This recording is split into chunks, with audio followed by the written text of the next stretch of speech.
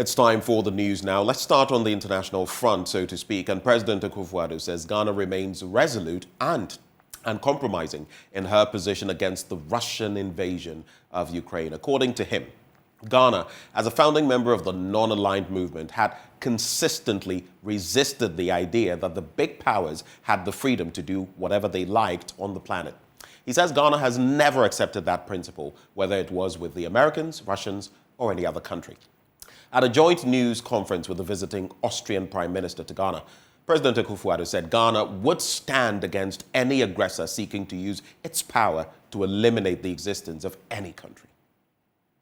This is also centered on the effects of the Russian invasion of Ukraine, coupled with the effects of the COVID-19 pandemic are having across the world. Undeniably, they have put countries, communities, and households across Africa and indeed across the world in precarious situations and are threatening to derail the development progress in African countries in particular.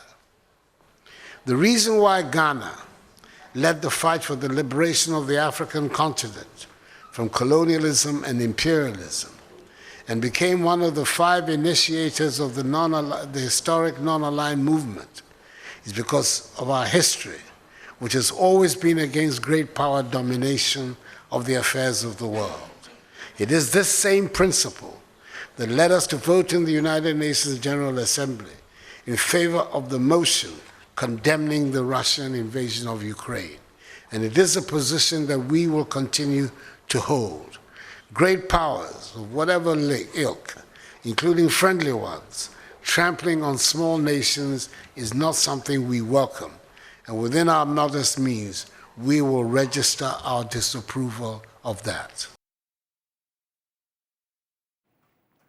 Well, now, government is insisting it is on course in protecting Ghana's forests and water resources, despite coming under intense public criticism and condemnation for its handling of illegal mining. In the wake of the Professor Frimpong Boateng report, the Minister of Lands and Natural Resources, Samuel Abu-Jinapor, says government is leading the fight with enough transparency and integrity to deal with the Galamsey menace. There's more in this report. As you know, the ministry has been rolling out a two-pronged approach in restoring the degraded landscape of our country and restoring the forest cover of our country. First is protecting the forest reserves of our country. And second is engaging in this aggressive afforestation and reforestation. The protection will mean making sure that the various forest reserves of our country are safeguarded, are protected from attack of deforestation, agricultural expansion, cocoa expansion, illegal mining, all the factors which result in forest degradation and deforestation, wildfires and the rest. The Forestry Commission has put in place adequate measures, a plethora of measures to ensure that we protect the forest reserves of our country. And I want to say to the Ghanaian people that whatever it takes to protect the forest reserves of our country, government is putting in place all kinds of measures. In fact, as recently as 2 or 3 weeks ago, we had a retreat and the Forestry Commission briefed Cabinet on the measures that are being taken to protect the forest reserves of our country. And we're going to continue. We're going to continue to roll out these measures to make sure that these forest reserves are cordoned off from attack or from the drivers of deforestation and forest degradation. Is that you continue to have the assurance of government and the ministry that we are discharging our mandate with integrity and transparency, with candor, and doing all we can to ensure that we keep our environment, we keep our landscape intact, and the integrity of our forest reserve is not compromised. And as you know, the various measures the ministry is put in place to deal with these matters are matters of public knowledge, and these are matters I've spoken to over and over again. And we're very focused on that, and we don't want to be distracted. The forestry sector is one aspect of the mandate of the ministry, but as you quite rightly pointed out, the forestry sector has a relationship with the mining sector, as the mining sector has a relationship with the forestry sector. So whilst we are taking these measures to green our country, we are equally taking measures to protect the forest reserves of our country. And that is the responsibility the president gave me from March 2021 to date. And I've been working hand in glove with the various stakeholders in the ministry, in government, and beyond to make sure that we discharge the assignment given to us by the president. And that's exactly what we are focused on doing. Well, now, Senior Environmental Health Officer of the Accra Metropolitan Assembly is warning food operators without health certificates that they will face prosecution if they fail to undergo health screening. This was after he made a surprise visit to some selected restaurants at the Rawlings Park. Inspector Joseph Asetanga indicated that there had been increasing cases of food-related diseases in the Greater Accra region. Prince Osuansa was with the team and came through with this report. On today's Clean Ghana campaign trail, the sanitation team paid a surprise visit to restaurants at the Rawlings Park in the Central Business District of Accra. Our purpose of visit here today is to see how you prepare your food, handling, storage, the general environment of your restaurant. We have been here several times, and today I'm sure you will make us happy that we have been visiting you. So the standards that we ask you to do, I'm sure you've done everything put everything in order. This was a follow-up visit to restaurants the health and sanitation team had previously visited. Our work is a routine exercise. Once a food industry, we are not supposed to leave the place within 2 weeks or 3 weeks without visiting the place. And every time we visit a restaurant, all the findings that we come across, whether defects, whether good, whatever findings we come across, we make recommendations to the proprietor that per our next visit that we are coming, we want to come to see that you comply with the directive in the notice. One of the restaurants they visited was lauded for its adherence to the AMA health and sanitation regulations.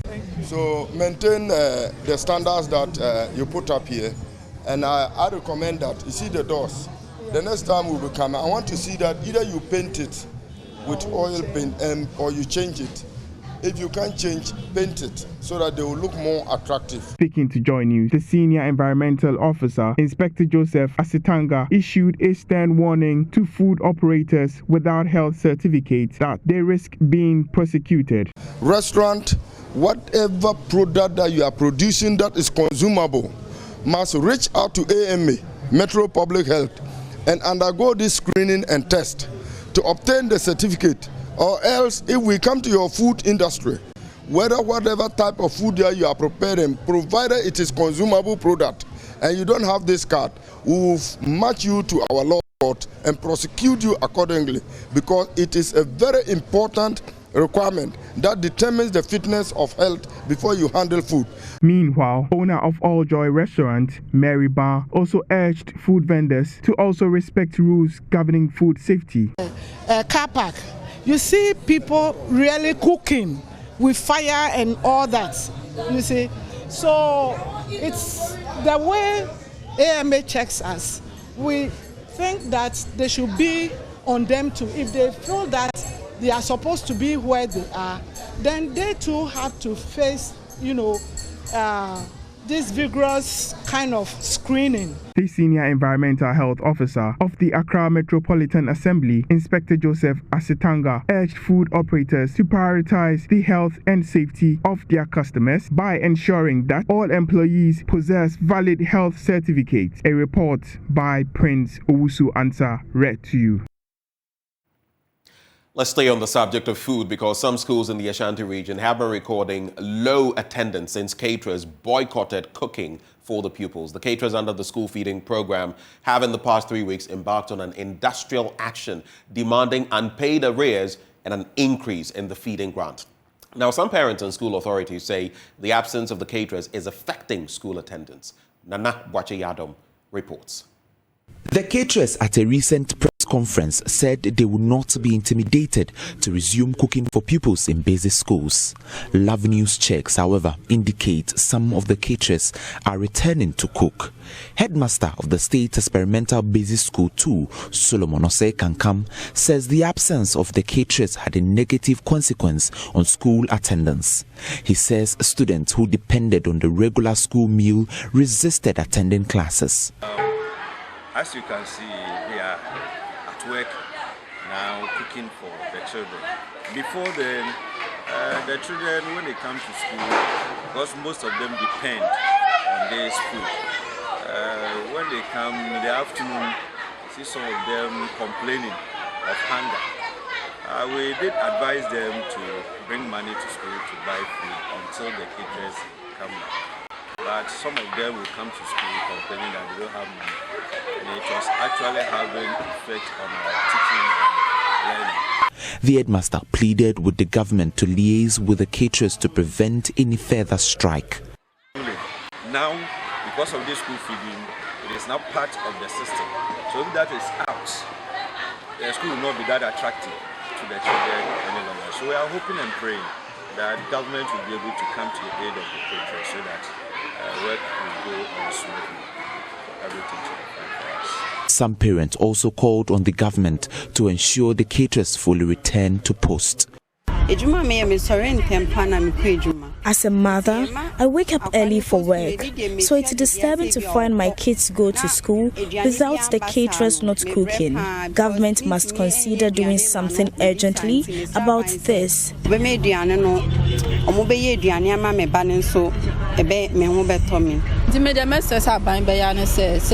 are enormous challenges considering the strike action. Government must pay his debt and ensure the caterers return to schools to cook. You promised to feed the students, so do so. If you stop cooking, it becomes a problem for parents for as long as it remains a government policy. Government must do something as soon as possible. For Joy News, Nana Boachi Dankwe Yadom reporting. In our next story, the National Peace Council is entreating Ghanaians, especially followers of the major political parties, to be circumspect in reacting to intemperate statements made by politicians. Chairman of the Council, Reverend Dr. Ernest Edu-Jemfi, said the actions of politicians were only games played on the minds and emotions of Ghanaians. Emmanuel Bright-Kweku has more. The past weeks have seen a back and forth from the camps of the National Democratic Congress and the New Patriotic Party on comments made by Agriculture Minister Brian Champong. A statement the NDC described as reckless and treasonable, but some members of the NPP disagree. The National Peace Council is alarmed by the spate of incendiary comments in the country. Ghana was placed as the most peaceful country in West Africa. Chairman for the council, Reverend Dr. Ernest Edu-Jemfi, says Ghanaians must not fall to the deceitful utterances of politicians as they mostly act to win party favors. He spoke to Joy News at the 60th Annual Ministers' Conference of the Ghana Baptist Convention held in Ijra. We don't only look at Brian's statement, but we've looked at all the parties and we've categorized all the things they've said from January. We place it before them so that they will understand that we are not dealing with one particular issue, but we are dealing with several of them, so that sometimes some of them appear to be a reaction to another person's statement and we are trying to outdo another, we are trying to do all those things.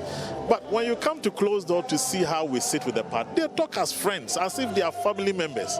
So we appeal to them. They themselves said, we can sit here talking nicely. As soon as you put camera on us, we start misbehaving. They admitted, but some of them admitted again that it looks like those who shout more, who make a lot of noise, are given political appointments. And so it emboldens them. That makes them feel like I can do it because I'll be rewarded. They are playing a game. And sometimes they play on our emotions, we react, we overreact, and some people get into trouble. And even some die and are killed, So the public must understand that it's not everything that the politicians say is that we have to follow. We need to be circumspect. Reverend Dr. Edu-Jemfi says many social users hide behind their platforms to make unsavory comments with the potential of incensing the public. He charged the public to stand up against such abusive and hateful comments. Everybody is concerned about what is happening on social media. The insults, the calling of names, all kinds of things, and inciting the public, as it were, against individuals. Recently, we heard something where somebody was saying that we know where you live, we know where your properties are, we will come after you. Once you tread into that space, we are going overboard. Let's argue on what we can do as a party when I come into power, what I am offering to the people, what is it that we intend doing. That is what Ghanaians want to hear. It is not how we insult people. There's a need for the public to rise up and let people know that we can't continue like this in a country like Ghana. Meanwhile, the Ghana Baptist Convention has declared its opposition against any attempt to legalize LGBTQ activities in the country. While the church is against ill treatment meted out to homosexuals, President of the conference, Reverend Dr. Charles Owusu-Ampofo, says the legalization of the act is a threat to procreation. We don't think that we could say that everything is somebody's right and therefore should be applied. I mean, we all have different levels of rights. Do we apply all levels of right? No, because some rights in the end is destructive. We cannot destroy the fabric of the society. If two men get married, where is the issue of procreation? The church is by this not suggesting that people who unfortunately have found themselves in this situation should be harassed, killed, murdered, and what have you. We will not vote for that. The 60th anniversary of the church is slated to be climaxed in November. For Joy News, Emmanuel Bright-Kweku reporting. It's a wrap for the news. Up next, the news review with former Kumbungu MP Ras Mubarak. Stay with us.